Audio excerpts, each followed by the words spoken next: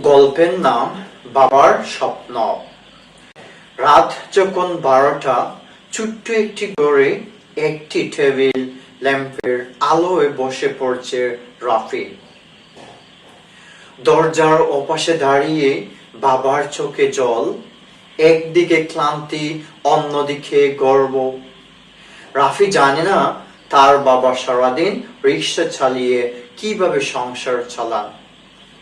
বাবার গায়ে ঘামের গন্ধ, কিন্তু মনে অবাধ ভালোবাসা। পরীক্ষার আগের দিন রাফি বাবাকে বলল, বাবা, একটা নতুন বই লাগবে, 400 টাকা। বাবা একটু থমকে গেলেন, তারপর মৃদু হাসলেন, কাল সকালে দেব বাবা। পরের দিন সকালে রাফি দেখে বাবার চোখ লাল, হাতে 400 টাকা।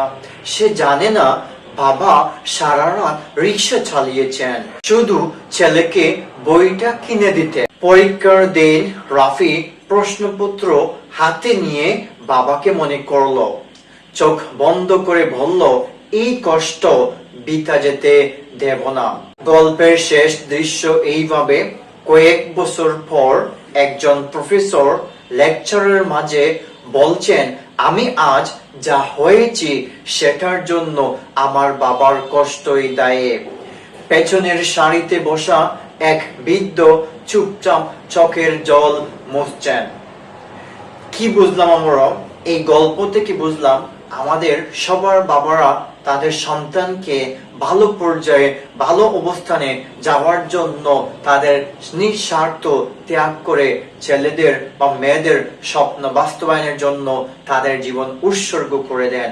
আসুন আমরা আমাদের পিতামাতাকে সম্মান করে। ভিডিওটি ভালো লাগলে শেয়ার করবেন, কমেন্ট করবেন। এইরকম ভিডিও আরো পেতে আমাদের YouTube channel Ashraf online education YouTube চ্যানেলটি সাবস্ক্রাইব করবেন। আর এই ভিডিওটি যদি আপনারা ফেসবুক থেকে দেখে থাকেন তাহলে আমাদের আশরাফ অনলাইন এডুকেশন পেজটি ফলো দিয়ে আমাদের সাথেই থাকবেন। ভালো থাকুন, সুস্থ থাকুন। আল্লাহ হাফিজ। আসসালামু আলাইকুম।